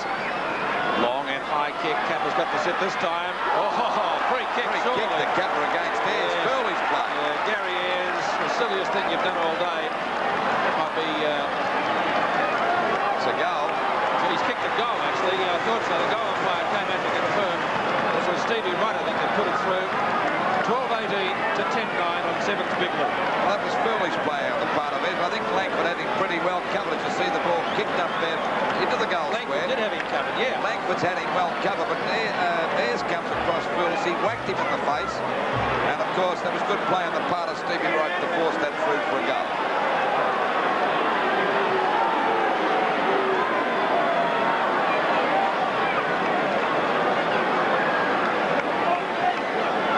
points the difference. We approach the 21.5-minute mark of this third quarter. Knocked out by Abbott. Deep he had a minute ago going through. The hand pass wasn't too good. Kicked away by Dewey. Out to the wide open spaces. There's again. Hit the elbow on the foot that time too, I would say. Out she went wide. Most unlike Ayres. The ball goes back there towards Kennedy. He can't pick it up. There's 3 or 4 there smothering the ball. They'll ball it up out there on Hawthorn's half-forward line. It'll be a ball up on that half-forward line about 75 metres out from the Hawthorn goal. They're in front by 21 points. Knocked out by Abbott. Not a good knockout. Williams in a bit of trouble. Weaves out of the pack nicely over to Mitchell. He's doing a great job today, this little fellow. Got him by the foot. Judge, he'll bring him back to the field. That was well thought out by Judge, even though it was a free kick. It's given the defenders for Hawthorn a chance to get back in. It was 15-metre penalty. This brings him up to the half-forward line. Capper moving about. Langford's right on his tail. They all fly. Danaher in front. Punched away by Lester Smith. Swab gets a hand pass back to Lester Smith. Hawthorn take the ball away from the danger zone. Coming out to meet it now is Holden. Picks it up on the first bounce. The ball shot down there towards the forward pocket. The back fly. Punched out by Duck. Backs up well. Gets a hurried kick back there towards Whitman. Flies. Takes the ball away from right. Well, Loveridge goes down, but I think his own man got him then. I'm not sure. I don't think so, though. Well, I wouldn't have played a free kick because they're all falling on top of him. So Loveridge to take the free kick. Short one marked by Robertson out there at half-back. Hawthorn not gathering much distance there. Or picking up much distance, I should say. He's had quite a few possessions, doing more hand passing than kicking as the ball goes back out there towards Brereton. Punches the ball away. Picked up that time by Holden. Over it goes to Hawke. He's grabbed, shrugged his opponent, Kennedy off. Drives the ball back to the half-forward line for the Swans. Pushed out that time by Bays. It was tuck over. It goes to Ayres. Oh, fumble that time by little young Whitman. He gets the ball back again, looking for Tuck. Scooped back by Hawke. Down goes forward. He tries to get clear. Swaps there too. Kicked off the ground by Bolt. A hurried kick by Ayres. Plenty of fumbly play there. They're all missing it. Now it's Juz. He's grabbed him into a pack that time. He was tackled. Now it'll be a good free kick going there to Tui. They made mistakes galore there, both sides. Or kicked by Tui back over the half-forward line for the Swans. The pack fly. Abbott claiming that mark, and he's paying it.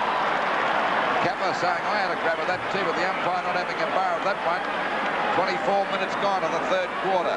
Still 21 points. This is a dangerous run right across goal, but it's come off.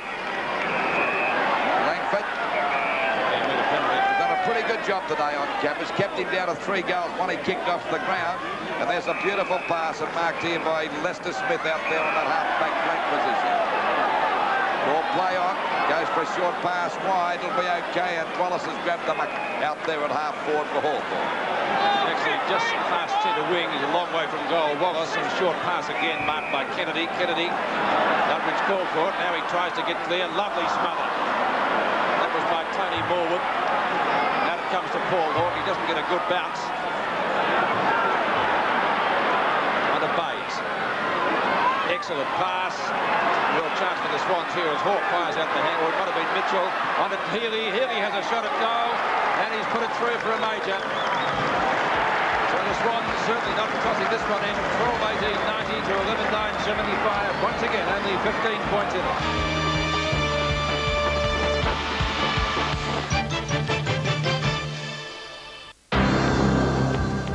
What makes Terry Danaher a winner? It depends a lot on how you perform as an individual. Training is really hard work. If you're not fair dinkum, well, you soon get found out. No one remembers a loser. People only remember a winner. And what beer does Terry like? This one, brewed here in Victoria, Carlton 2.1. Wins on taste every time. Carlton 2.1 wins on taste every time. What we call national at home, we call Panasonic at the office. What we call national at home, we call Panasonic at the office. What we call national, we call Panasonic.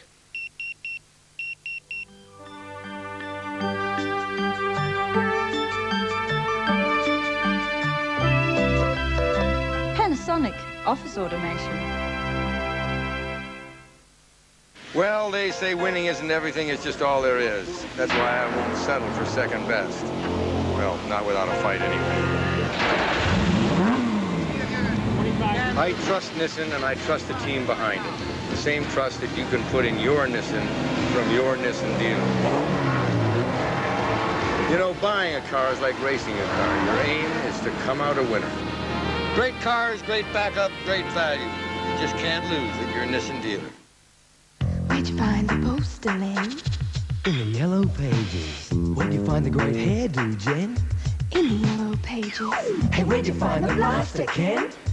In the yellow pages. The more you look, the more you find. Hello, yellow, every time. Hello, yellow pages. Your fingers do the walking.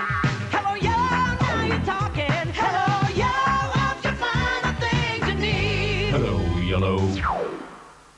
Monday night on Day by Day, the Voyager disaster 22 years later, and some of the sailors are still fighting for compensation.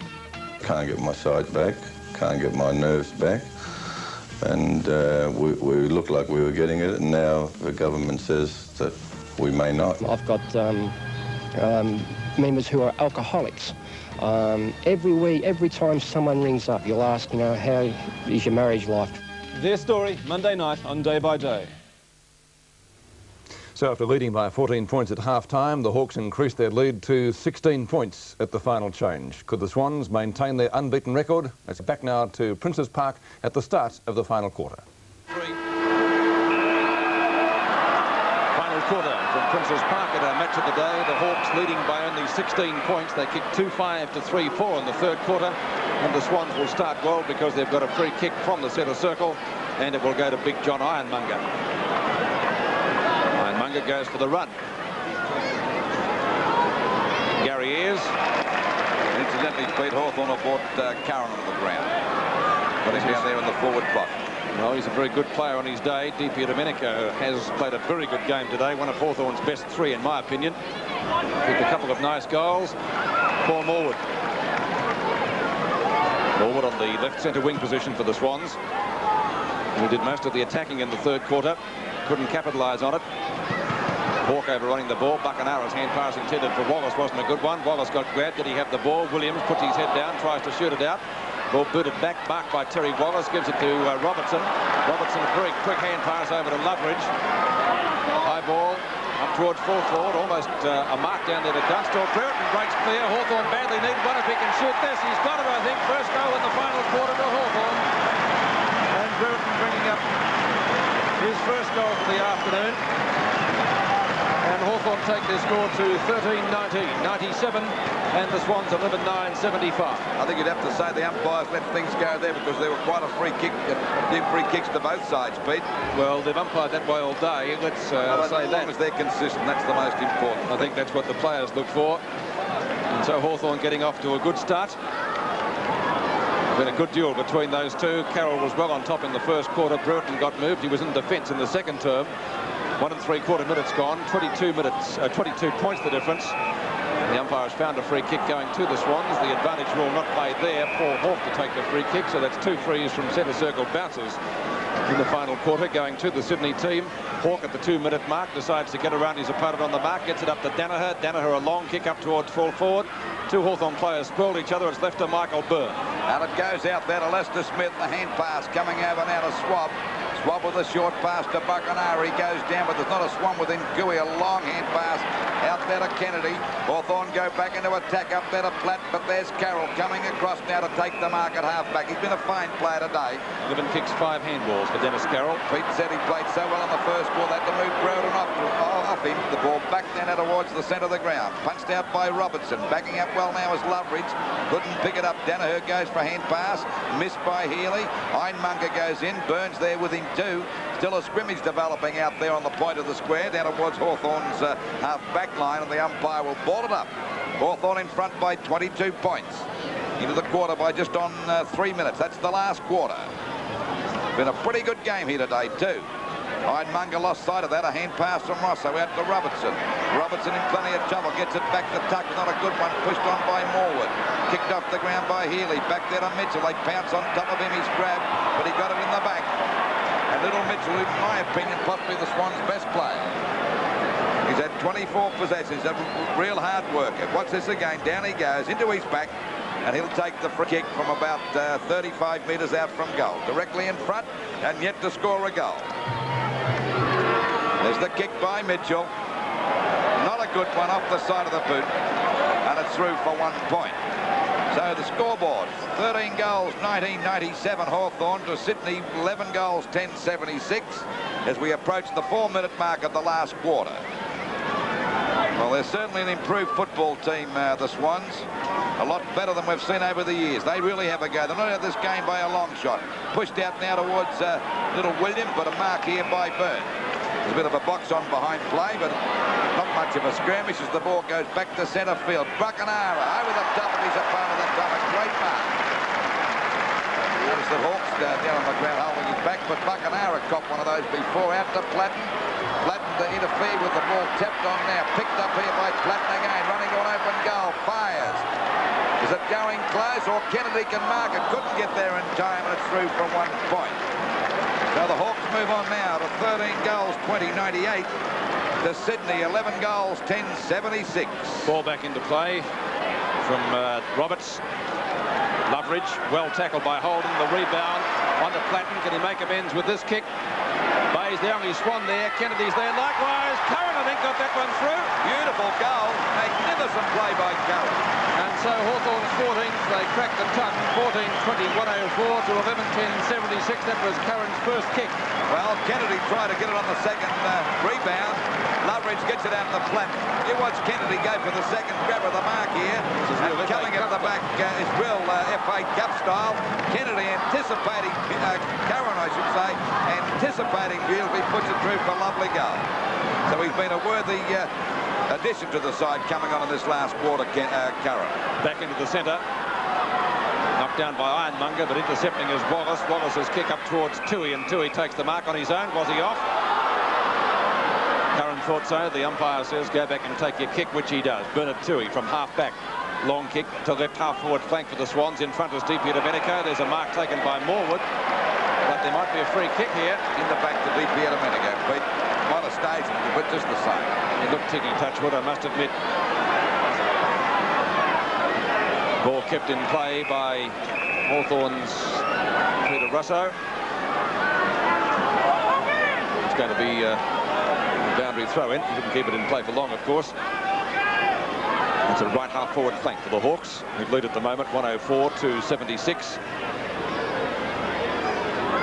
These teams only one loss between them so far in the year. So the two form teams of the VFL in 86, Ironmonger's hand pass is taken by Williams. Williams up to the left half-forward flank for the Swans.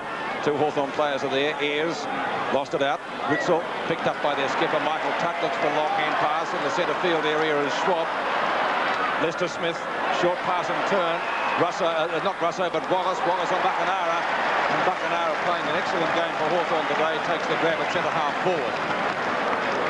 One of the leading markers of the ball so far this year. He's taken a further 6 today. And I think on the overall VFL stats, he's second at the moment. Having a great year. He's kicked 2 goals so far. Can he make it 3 with that one? It looks pretty good from here. And judging by the crowd and goal umpire, full points again. So Buckenara brings up his 3rd for the afternoon, and Hawthorn's 15-20, 110 to 11-10-76. The 1986 Victorian Football League Premiership season is proudly sponsored by Carlton and United Breweries. Hawthorn won the match by 33 points, but the Swans came back at them pretty well. They kicked 4 goals for the quarter, and all of those were in the time-on period. And Alan Jeans had a few words to say to his players for obviously relaxing when the game was well and truly won. As we check the stats, we'll see why. Hawthorn had 59 more kicks, 32 more marks, 22 more handballs and 17 more shots at goal. The Swans 7 more frees and 9 more hit-outs. In the goals for Hawthorn, major contributors were Buckenara with 3 and Brereton with 3. And for the Sydney Swans, Tony Morwood got 5. He played a brilliant 3rd quarter when he kicked 3. And Warwick Kappa kicked 4 goals. In the Hawthorn rooms after the game, I spoke first of all to their dashing wingman, Robert Di Pierdomenico. Bertie, they had it all together today. Yeah. Oh, except the last bit, in the last 5 minutes, they kicked 4 goals, but the boys put in a good effort, yeah. Would that be one of your best games of the year? You seem to revel in the mud. Yeah, well, I was very proud to, I'm pleased today to play a good game and that, you know. I started off well, but, top blokes out there, that's what it takes.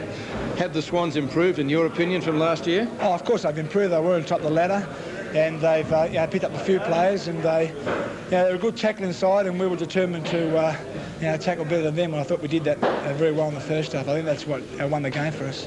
Michael, you got the 4 points, but I guess you or Alan Jeans wouldn't be happy with the fade out at the end. No, Alan wasn't very happy at all about the 4 goals they got in about 5 minutes, but otherwise it would have been quite a good day. But we've got to stop that, because to be a top side, you can't let those things happen, so we'll have to improve on that a bit.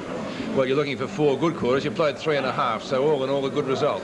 Well, last week was 3, this week's 3.5, so we hope to carry on next week and do 4, we hope. With the walking wounded, Bucky, well played, a great game. Thank you.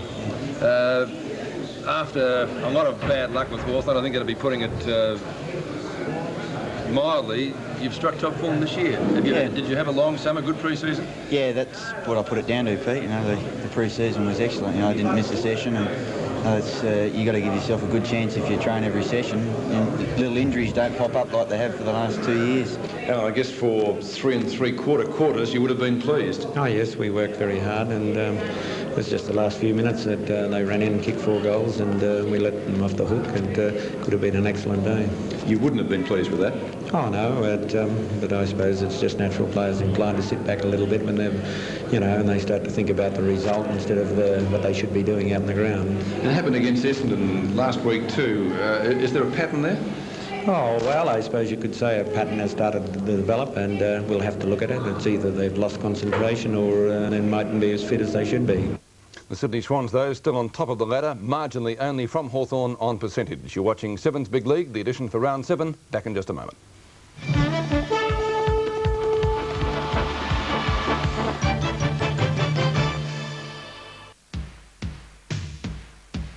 In the land of the Southern Cross, I'm my old man, my own boss.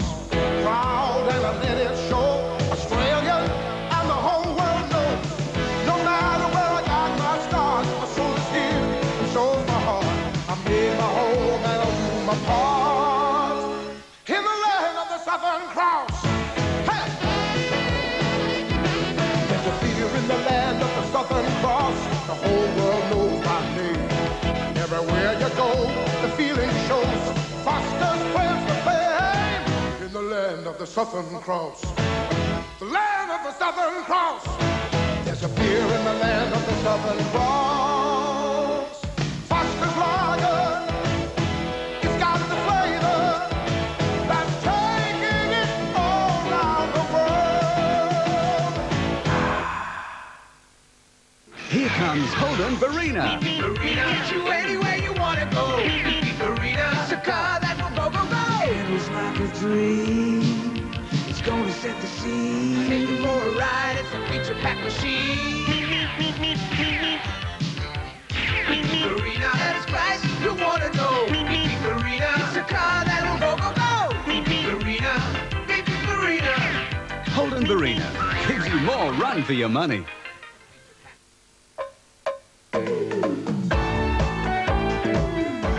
It's a very big sound that travels. The Money Pit. It's gonna be fun fixing it up, you'll see.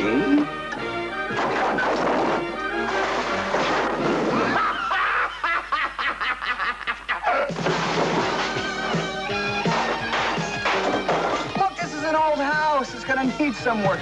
Tom Hanks, Shelley Long, and Alexander Goodenough. Morning. The Money Pit. Now showing at the Russell and Selected Cinemas. Sunday night, Mr. Granger is... the manager. I must say it's useful to have a friend in the camp. I've always found that to be the case. And at head office... And get that skirt altered. Ooh, well, how much longer, Mr. Granger? Make it shorter. Then at 8... If you like him, I like him. Come on. Sid's in for a surprise. Hello, Fred. Are you being served 7:30? Then bless this house at 8. Join in the fun Sunday on 7. Football tomorrow on 7 once again sees the Hawks take on the Swans, and the match is the Army Reserve Cup at the Lake Oval. That's straight after World of Sports, and game time is 2:15. Hope you can join us for that. And time now for Football Stop Press. Our host is the sporting editor of the Sunday Press, Scott Palmer. A very good evening. Good evening, Peter. Welcome viewers to the Sunday Press. A major controversy is sure to erupt at the Punt Road Oval tomorrow when Gary Ablett has been summoned by the state selectors to attend. But he has doubts whether he'll be fit enough to play for Victoria in Adelaide on Tuesday night. So too does his coach John Devine, who saw the champ kick 5-6 today in another best on the ground performance. Ablett said, "It's an honour to play for Victoria, but I don't feel I'm fully fit." Devine said, "I would be disappointed if the selectors took a player who wasn't fully fit." But Ted Whitten, a state selector who was at VFL Park today, said, to me, he looked $1 million. He did everything today. So it's going to be a touch-and-go situation whether Ablett plays or not for Victoria. John Worthy said it was a second poor game in a row for the Demons. "We had the ball as much as they did, but we couldn't convert." Greg Healy has an injured hand. As I disclosed in Punchlines last Tuesday night, umpires will be looking for any incidents that appear to be gouging. And North Melbourne is upset tonight after champion Jim Cracker was booked at the Western Oval for alleged misconduct in that he gouged Doug Hawkins. The sequel to that will be at the tribunal on Monday night.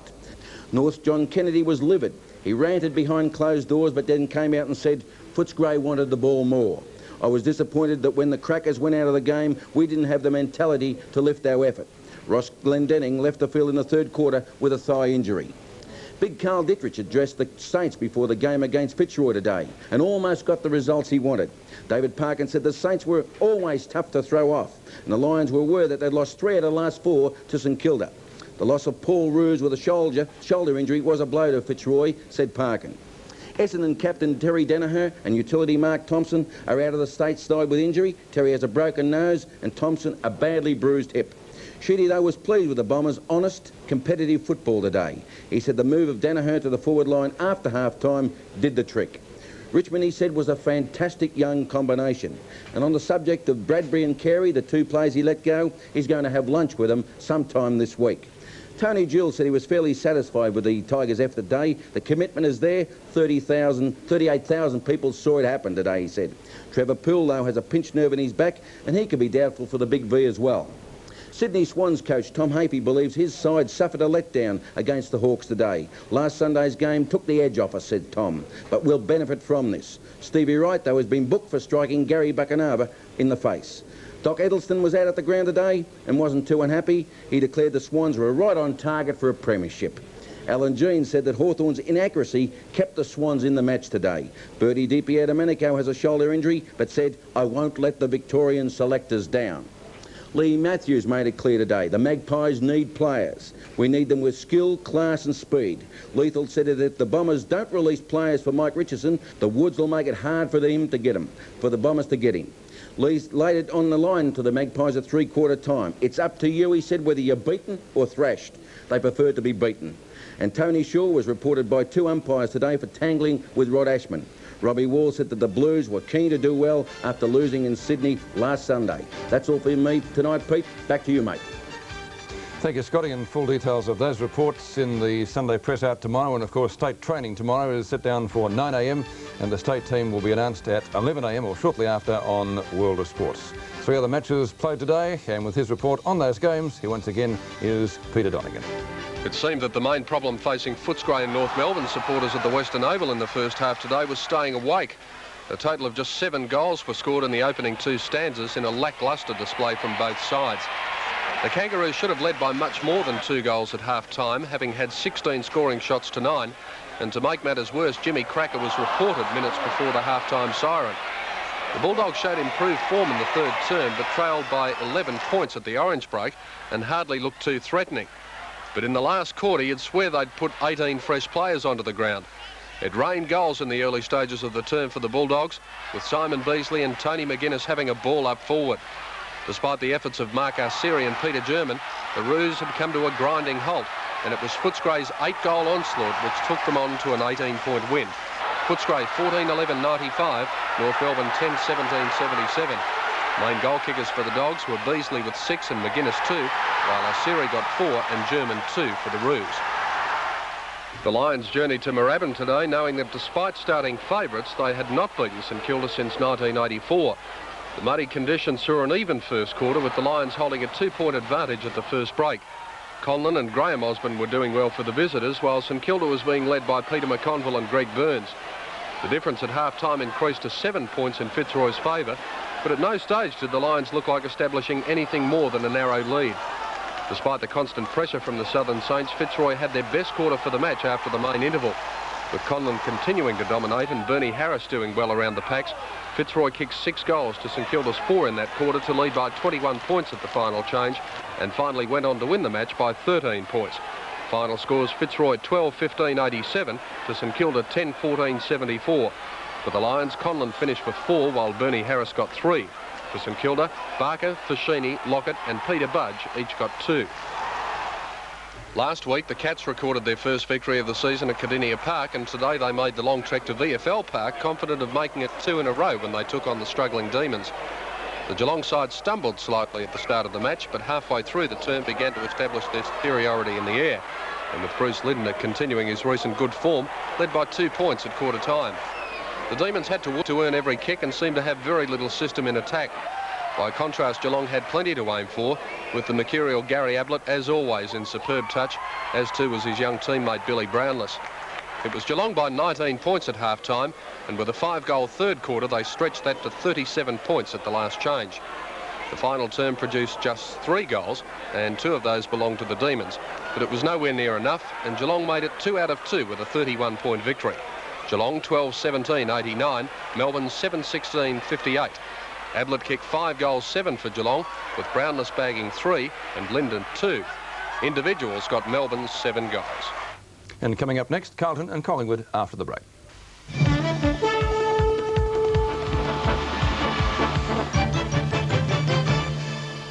No matter how you plan to spend your retirement, one thing you're going to want is security. And that's exactly what Westpac's Club 55 offers. An investment package that gives you a high rate of interest paid monthly. Free advice on anything to do with your retirement or your money. Excellent travel benefits. And free access to all the advantages of our national electronic banking system. Most of all, it gives you a secure start to the rest of your life. Club 55 from Westpac, the bank. In some tyre stores, especially those owned by tyre manufacturers, your choice of brands could be limited to only one. At Bob Jane T-Marts, they carry a wide range of the best Australian and imported brands. And with over 80 T-Marts fitting thousands of tyres every day, Bob Jane has the buying power to heavily discount every one of these top brands. So always get a competitive price from your Bob Jane T-Mart. You get a wider choice and a better deal on tyres. We started out with 500 brand new Nissan Bluebird sedans and wagons, but at these special prices, they're running out.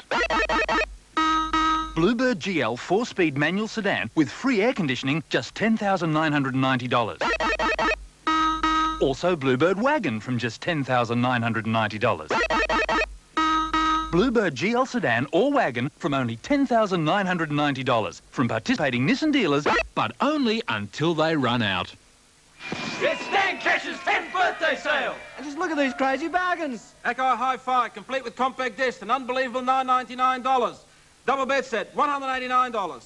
Wow, cordless remote video out at $4.99. 14-inch TV slashed to $2.99. Cheapy. Stereo radio cassette, $49. Coffee grinder, $10. Electric knife, $10. Hoss! Lowest price or money-back guarantee. So, rush into any of our 12 used locations for your super 10th birthday savings. Be there! If there were no arms race, if there were no crime, if your job didn't depend on economic factors outside Melbourne, if you didn't have to be concerned about your children's education, if you didn't have to worry about accidents or disease, you wouldn't have to watch Mal Walden and the 7 national news. More complete, more concise, more meaningful. The more you watch, the more you'll know. Any clash between Carlton and Collingwood is usually worth going a long way to see, even if both sides were disappointing at their last outings. The Blues lowering their colours to the Swans on Sunday, and Collingwood bowing out of the Foster's Cup when beaten by the impressive North Adelaide combination under lights on Tuesday. After 5 successive matches at Waverley, today's game was the first between the two clubs at Victoria Park since round 14 of the 1983 season, when the Woods won by 55 points. Last up, however, the margin was only 6 points in favour of the Blues when they met in the last home and away round last year. Selection moves on Thursday were interesting. Carlton veterans Markew and Harms were brought back from the wilderness, while the Woods this time named Peter Dacos in the selected side after bobbing him up surprisingly against Melbourne last week. Tonight we begin our replay at the 2-minute mark of the first quarter. Scores are level. Our commentators at Victoria Park are Bob Skilton and Sandy Roberts. And this could be a real game today between these two great rivals over many, many years. Here's the throw-in. Collingwood into their attacking zone. Cloak wins it. Blackwell almost has it kicked out of his hands. And the umpire David Howlett, has no choice but to come in and have a bounce. So many great duels anticipated around the ground. From Collingwood's forward line, Brian Taylor, Bruce Doull, up at the other end of the ground where Warren Ralph is back in business once again. Madden wins the tap, looks for Ashman, but he's pressurised over the line by Mullane, and another throw-in. Madden in front of Cloak. Although Cloak eventually obtains front spot, Hunter tries to get the quick handball away. Gary Shaw could have just given Blackwell a touch. And it should be Blackwell's. He'll take it from the half-back line. Drifting play back in towards the centre. Dorotich put his big bulk in front. Johnson got a hurried kick. It's not effective. Oh, McClure had an airy, but then followed it up with the right boot. Still pushing the ball down. Now Turner intercepts for Collingwood. Back towards Fellows, who scoops it off the ground over the head of Ashman, but straight to Big Madden. And he will clear for the Blues. Justin Madden's kick. An awkward bounce, but it comes back to Melbourne. Melbourne with a hand pass wide. Finds Bradley. Bradley should go Guywards, but he's hooked it back towards Kernahan. Phillips does well to punch the ball away. No, I cannot agree with umpire Cameron. Phillips did a great job. A lovely piece of defensive work. There was no way in my mind that it was a free kick to Kernahan. Well, that would be a beauty. Excellent defensive work. Yep. The most tiggy touchwood free kick of all time. And the interesting thing was that the whole Collingwood army went up applauding the work of Phillips. The ball was his objective, but now he's seen it taken away. So it's Stephen Kernahan, 30 metres out directly in front. A chance for the first score of the day. Kernahan's kick straight through the middle, and the Blues are away. One straight goal. And Collingwood are yet to score. That's a nice kick from Kernahan, but one that, for mine, he should not have received.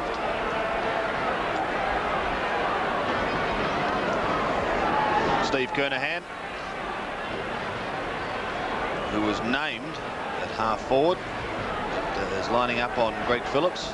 Those two boys, incidentally, in the state squad for South Australia.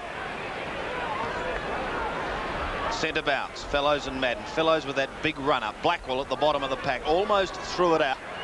Road couldn't get an effective kick. Back to Blackwell, Hunter, Bradley. The Blues forward again. A high kick by Craig Bradley up towards the centre wing area. Meldrum has it fisted away, but straight down to Hunter. Danger again, up towards Kernahan. Ralph is waiting at the back. Kernahan, the flyer, and he's got it. There's no doubt about that one, Sandy. It's a great mark. An excellent mark by Stephen Kernahan.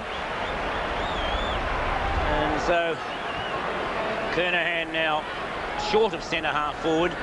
In fact, I believe he's about 5 metres closer than he kicked his previous goal, but from a pretty similar position. Stephen Kernahan directly in front, 40 metres out. A kick from Kernahan, identical to his previous, so it's 2 goals to Stephen Kernahan. An excellent start to the Blues. And I might say, Sandy, that when one considers the rain that we've had during this week, this oval is in magnificent condition. It certainly is, Robert, yes. Quite magnificent condition. And Stephen Kernahan, down in that Carlton forward line, relishing these conditions at the moment. So Peter Cameron about to put play back into action once again. Good start by the Blues. Here's the bounce. Fellows with that long run up. Madden is just about underneath the football, but he still wins it. Down to Bradley, across to Robertson. Carlton forward again, and here he is, man of the moment, Steve Kernahan.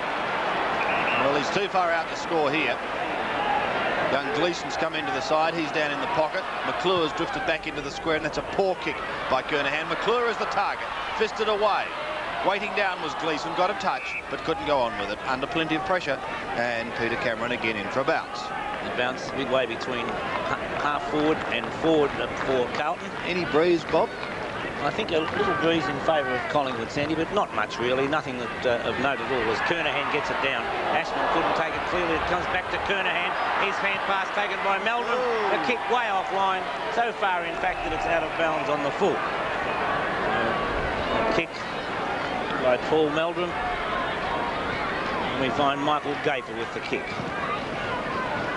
Gafer's kick up high at that time was Blackwell. Ashman's short kick comes forward. Phillips taps it forward. Blackwell almost got a push in the back. Umpire Cameron decides it's time for a bounce. Just short of half forward. A little bit closer to the forward pocket, actually, for Carlton.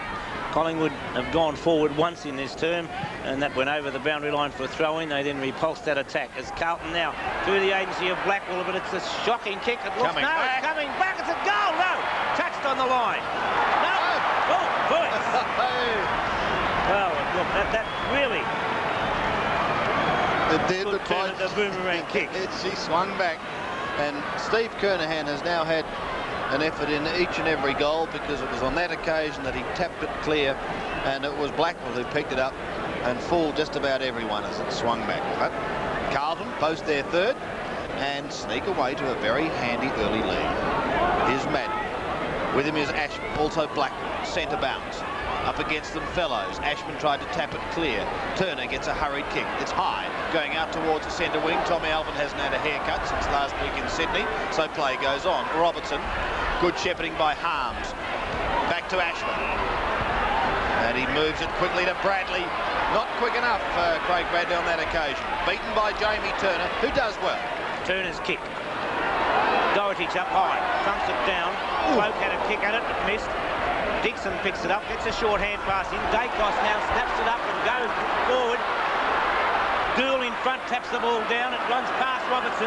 Dacos comes on again. A lovely hand pass towards Dixon. A well-placed kick. Couldn't be taken. Hunter coming across. Taken over the back by Dean. Dean goes wide. Meldrum in the front position. And Carlton get out of trouble. So Meldrum on the half-back flank, putting the Blues back towards the centre wing area. Out to meet it is Gleeson. He takes a good mark. Young boy from Koroit in the Western District. Stolen from Fitzroy, Sandy. To half forward, or Greg Phillips high from the back of the pack. Waiting down is the Dominator. A hurried left foot kick down towards Kernahan. The juggler can't take it. Bradley lends him good support. Picks it up beautifully with the one hand. Does it nicely as he swings back onto the right foot. Goes in towards full forward. Blackwell's at the back, and there's another one. Thank you, he says. And the Blues running hot in the opening term here at Victoria Park.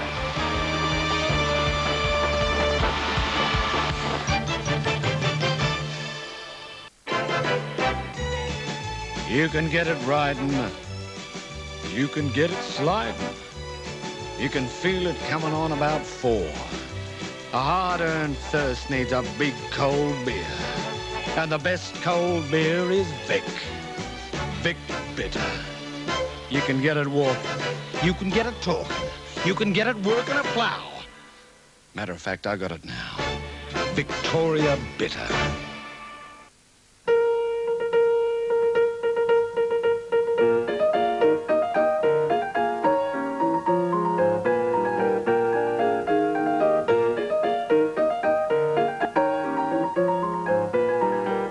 Behind every one of these buttons is a brain, an integrated circuit. And behind every one of these integrated circuits is NEC technology. Technology that is keeping you in front. The Hoover Elite 900 has a wool cycle fully approved by the Australian Wool Corporation. That's why Hoover is ahead of the rest.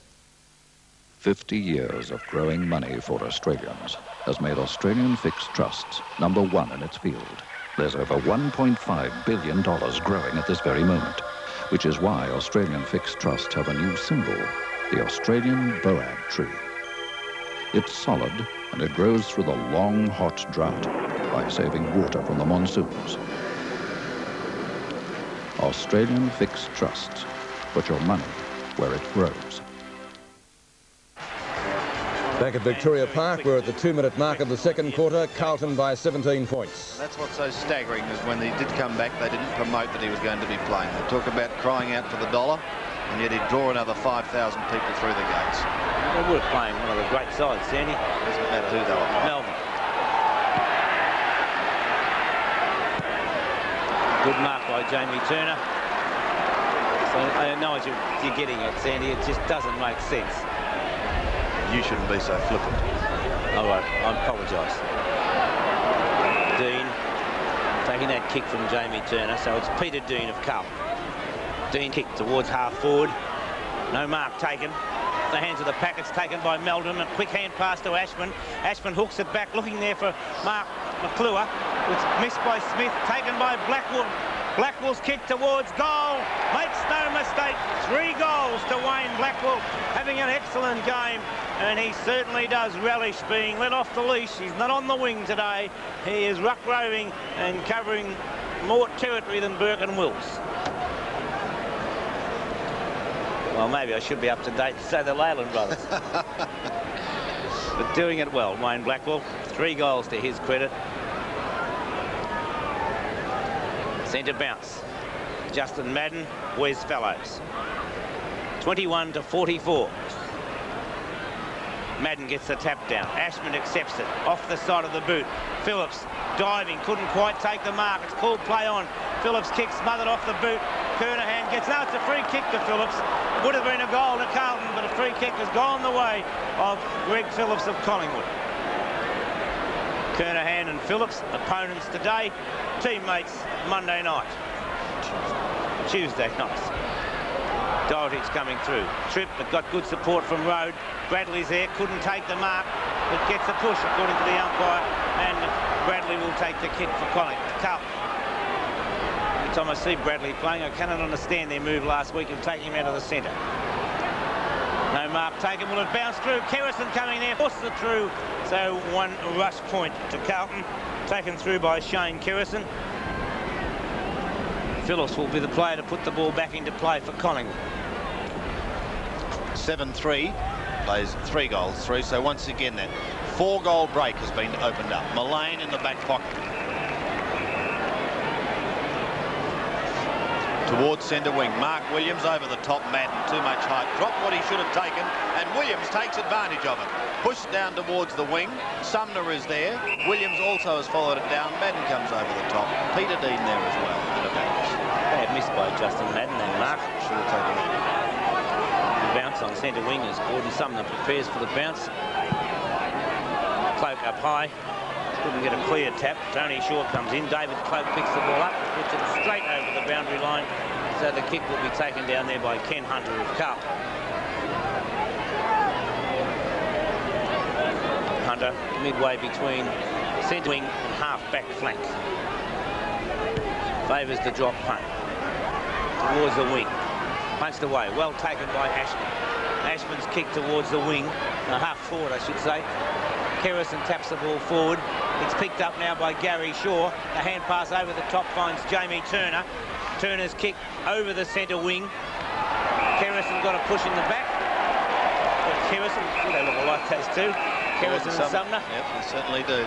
It'll be Sumner from centre wing. Members side in towards half forward. Cloak. Dorotich had front spot. Alban through beautifully. They won't grab his hair this time because he's too far out in front. Out to Blackwell. As Bobby said, relishing this role of having a run. McClure beautifully in front of the eyes. Straight on to Tommy. Now, he was behind the mark, was he not? Don't think so, Sandy. Okay. McClure is brought back. Too far out to score. Ignores the lead of Warren Ralph. And you would probably kick a 90-metre talk now and prove me wrong. No, Kernahan forced on the defensive. Socket off the ground by Warren Ralph, but off target. 7-4, plays 3-3 on the 7 Sports scoreboard. 25-point margin as Phillips again back into play. Johnston, Fellows over the top. Nice mark, Sandy. It's always in control. 15 metres as Madden lopes back, and it'll be interesting to see which Madden sheet he picks in the state team. Dean. And Dorotich. Dorotich. Dorotich in towards McClure. Taken by Johnston. Kernahan, wide hand pass, finds Meldrum. Meldrum had plenty of time to straighten up. Goes Goldwood right through the centre. And so, a lovely goal. And we saw Kernahan get the wide hand pass. I think it started before that, didn't it, Bob? It's the other South Australian, Sandy. So Meldrum with 1 goal. And a nice hand pass by Stephen Kernahan. So the Blues really starting to open it up now. 8-4 plays 3-3. And we're back in the middle. Collingwood wanting quick goals. Madden wins it beautifully to Ashman. A high kick towards the half-forward line. Greg Phillips comes across and will be paid the football.